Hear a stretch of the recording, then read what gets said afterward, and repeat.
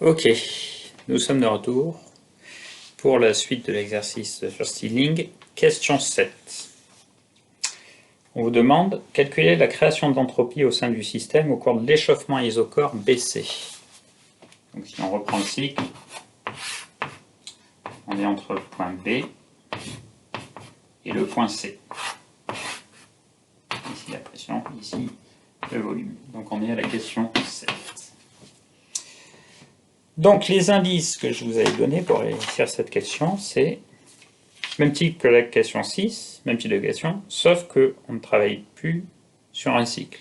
Donc la variation d'entropie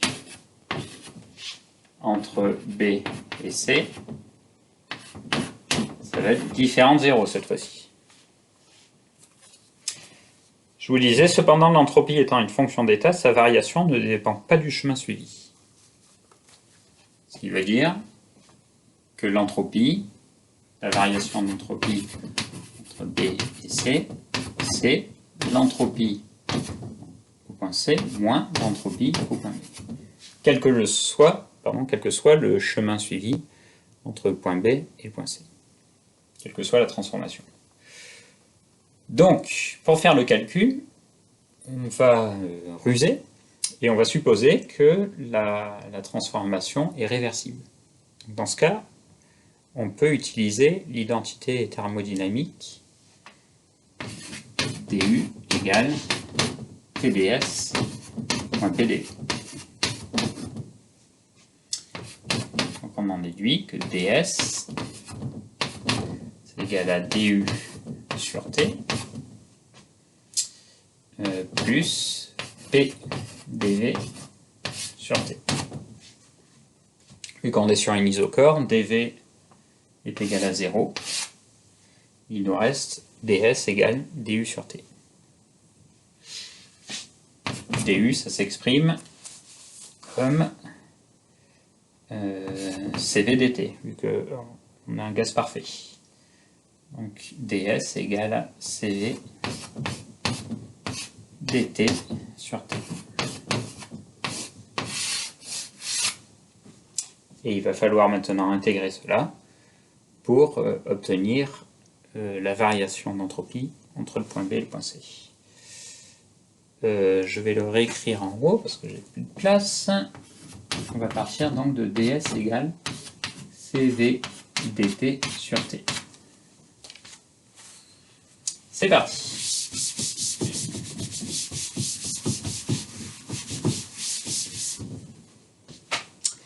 Donc, la variation d'entropie entre B et C, c'est égal à l'intégrale entre B et C de ds, qui est égal à Cv, c'est toujours nr sur gamma moins 1, donc c'est égal à nr sur gamma moins 1 intégrale de dt sur t entre le point B et le point C. C'est donc égal à nr sur gamma moins 1 ln de tc sur tb. tc c'est t2, tb c'est t1 et T2 égale 2T1, donc on obtient nr sur gamma moins 1 ln de 2. Le calcul numérique nous donne 0,58 joules par Kelvin. 0,58 joules par Kelvin. Donc ici, il s'agit de la variation d'entropie entre B et C. Nous, on cherche l'entropie créée, c'est bien ça? Oui, calculer la création d'entropie au sein du système, entre B et C. Donc, je vous laisse recopier ces lignes. Et je vais le faire à côté, du coup, de la même façon que tout à l'heure. la variation d'entropie entre B et C, c'est l'entropie échangée entre B et C, plus l'entropie créée entre B et C. Donc l'entropie échangée,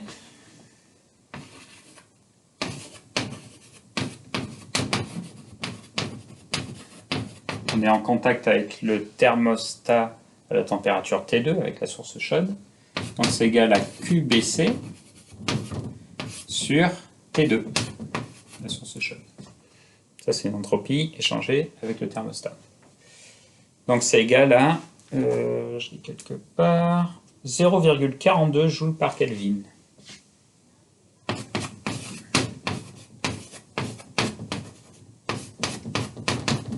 Ok. Et donc, on en déduit, avec cet élément et celui-ci, que l'entropie créée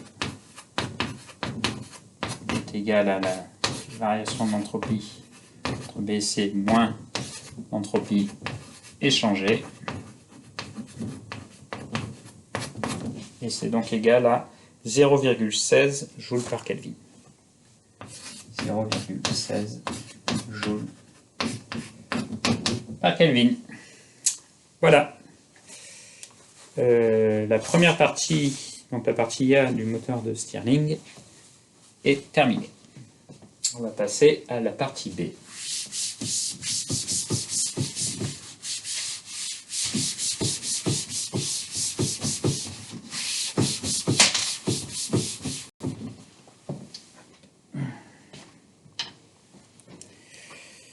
Alors, partie B.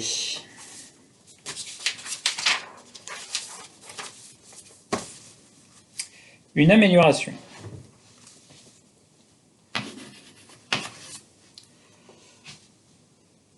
Donc, je vous laisse lire l'énoncé.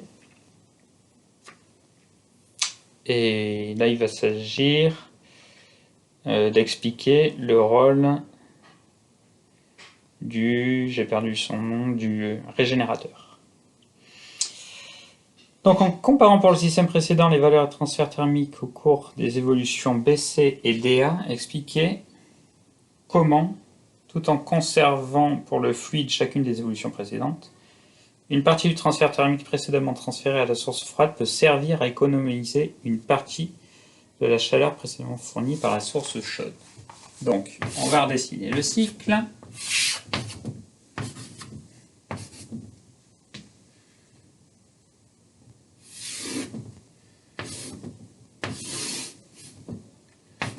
On a le point A, B, C, D. Donc, ce que nous avions vu, c'est que la source chaude, elle transfère, lors de l'échauffement isochore ici, une chaleur QBC au système, et la source froide, elle récupère de la chaleur du système, ici, QDA.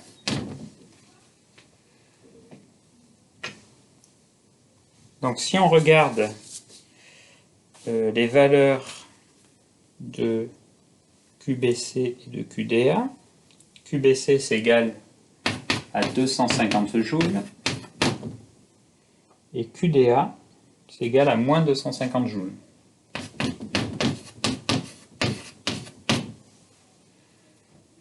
C'est-à-dire que l'énergie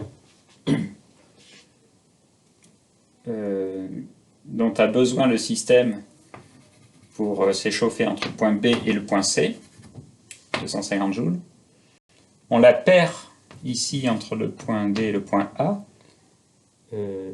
dans la source froide. Et le rôle du régénérateur, en fait, c'est de récupérer cette énergie, plutôt qu'il soit perdu dans la source froide, pour la réinjecter entre le point B et le point C. Ce qui fait qu'on diminue l'apport de la source chaude.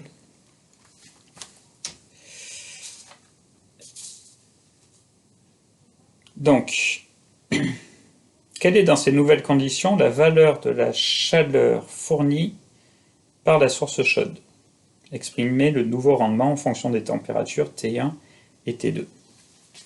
Donc la source chaude, sans le régénérateur, elle doit fournir QBC et toujours QCD. Tout à l'heure, on avait dit que l'énergie fournie par la source chaude, quand on a calculé le rendement, c'était QBC plus QCD. Donc maintenant, si on récupère cette énergie QDA qui est égale à QBC, la source chaude n'a plus à fournir cette chaleur. Et donc, la source chaude n'aura plus qu'à fournir QCD. Donc dans la nouvelle configuration, avec le régénérateur, je vais effacer le cycle.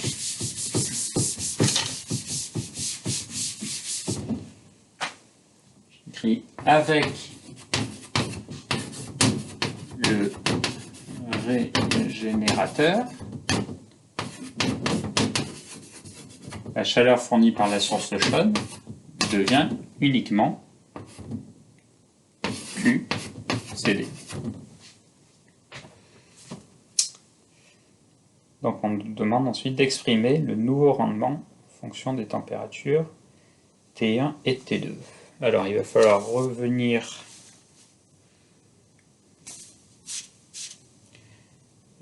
sur QCD. QCD c'était moins NRT2 LN10. QCD, pardon, c'est NRT2 LN10.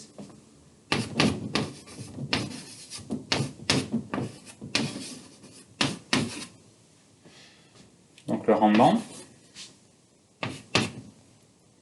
c'est toujours moins le travail sur Q de la source chaude, donc qui est devenu QCD. Le travail, c'est toujours le même, on l'a écrit quelque part avant, c'est moins WAB plus WCD.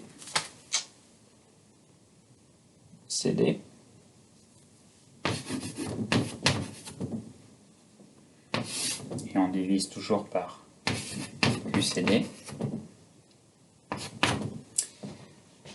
On remplace par les expressions littérales.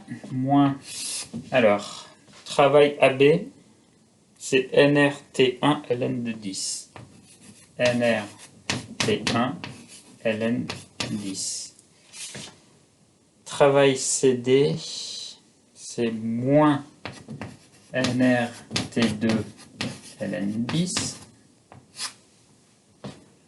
Et QCD, il est écrit ici, c'est NRT2 ln 10. Donc le nouveau rendement, c'est égal à 1 moins T1 sur T2. Une fois qu'on a factorisé par NR ln de 10. Donc on retrouve le rendement de Carnot. Ce ne serait pas la question suivante. Si. Donc, question 3. Comparé au rendement de Carnot avec les mêmes sources, ce rendement peut-il être amélioré sans changer les sources? Donc le rendement de Carnot, c'est le rendement maximal. Donc on ne peut pas l'améliorer. Je vais réécrire ceci de façon correcte.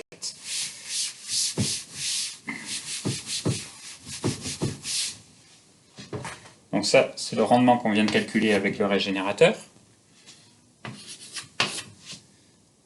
Le rendement de Carnot,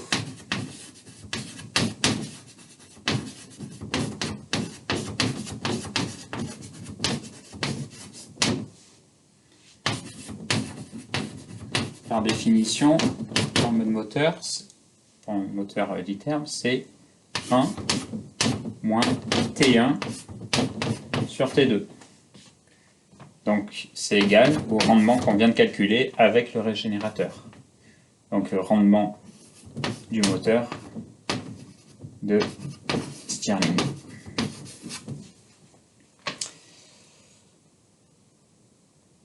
Donc ce rendement ne peut pas être amélioré parce que le rendement de Carnot, c'est le rendement maximal. Voilà, nous avons fini l'exercice 5, j'espère que c'est clair. Surtout, n'hésitez pas à m'envoyer des mails s'il y a des choses qui ne sont pas claires, bien sûr. Merci.